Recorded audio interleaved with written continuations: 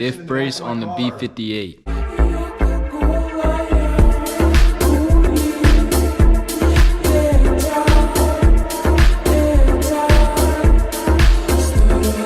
We have the Black Market Race diff brace here, as you guys can see. Comes with everything here in the packaging, including the drill bit, because you are going to have to put a small hole about here to match this hole to mount the subframe to the diff. We already cracked these 4 bolts here. They are a 255, which is here. But let me get these fully backed out, and then we'll start kind of assembling things together. We're just gonna back all these bolts out. Once we get these out, we can start setting up our spacers for our diff brace. Put our 4 bolts in, connect the 2 bolts together, drill our hole, put the piece inside of this hole here, meaning this silver piece here will go up in here, and then we'll bolt it together.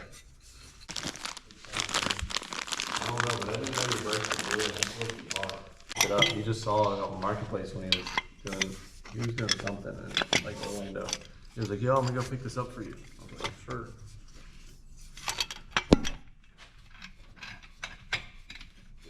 Now, like, what is this whole thing for? So basically, so I'm gonna talk to you and the camera at the same time.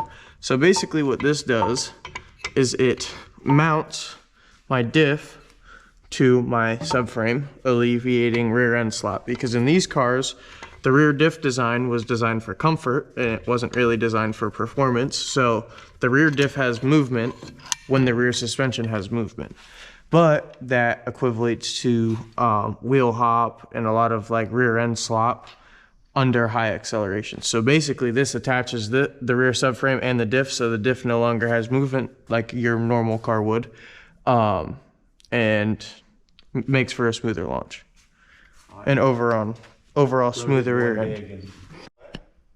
We only it's only held up by the back ones right now. So I lied, you guys are going to need a 5/16 as well, just for these bolts.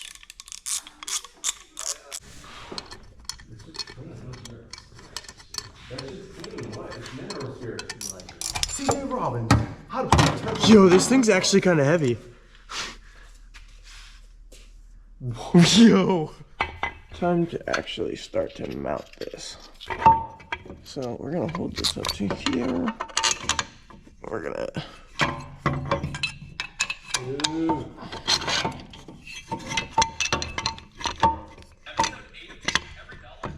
we're not gonna put Loctite in this right away, and you guys will see in just a moment why.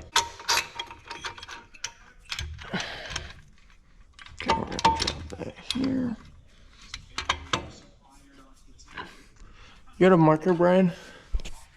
A marker? Yeah, just so I can mark this out. Dude, it's one of the apartment, bro. It's falling apart. Fucking mod you got on the car.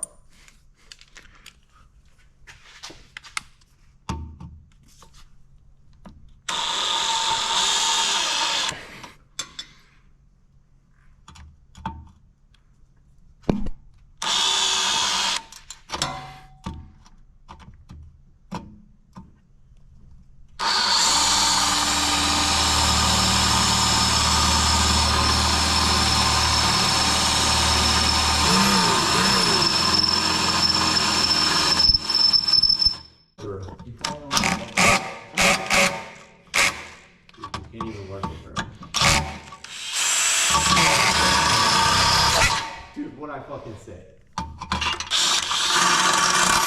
Gonna be under pressure. It's probably gonna blow the fuck off. Okay, now you're making me not want to do a 40 to 1.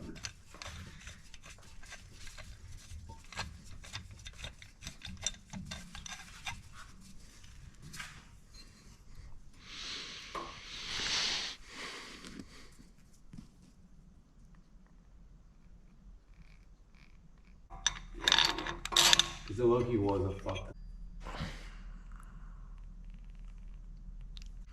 Yeah. Okay.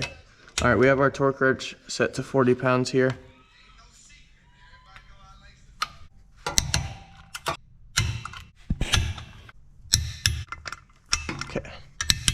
always just double check.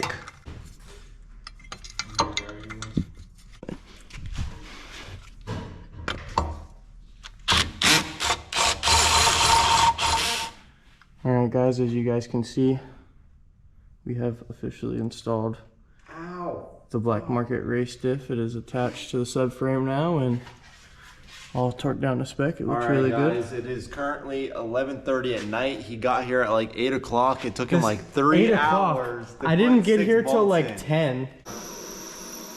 Yeah, she's all done. She's coming down off the lift now. So you guys will see in the next few clips of some digs at the track. Hopefully we don't have any more wheel hop and rear end slop inside the car. Now that there's no more movement in the diff, but yeah, thank you to Brian for letting us use the lift. What the hell are you doing? Get that off. Trying to get it off. $1,000 if I can get that off? You gotta pull it. Son of a bitch. There's no way. But yeah, the diff race is now done. Good boy. Okay, yeah, we are currently now leaving Brian's shop. Thank you to him for letting me use the lift to make this 10 times easier. All right, y'all, we are on the road. We're about 15 minutes out from the track right now. We're going down to Imoklee. Unfortunately, Thursday night, Bradenton was closed. And they had an event for Saturday for like a test and tune event.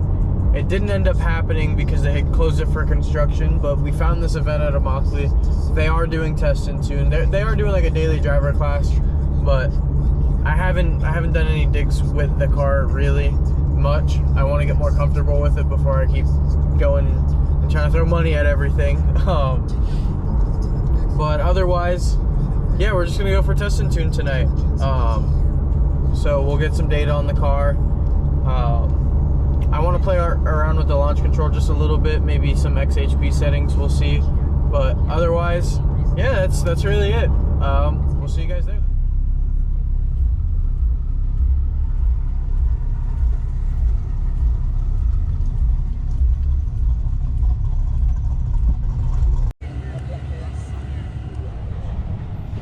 All right, y'all, we are now teched in, as you guys can see.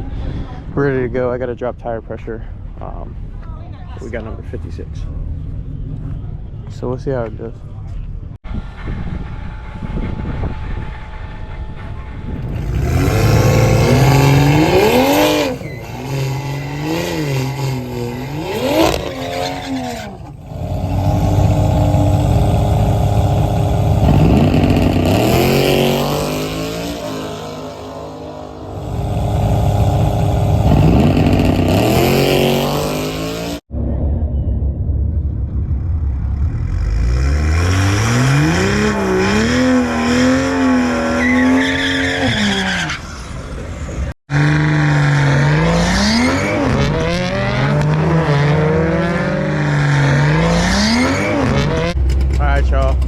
As y'all can see, we've made 2 passes so far. The first pass, I foot braked the car and it spun right off the lead. The second pass, I used launch control.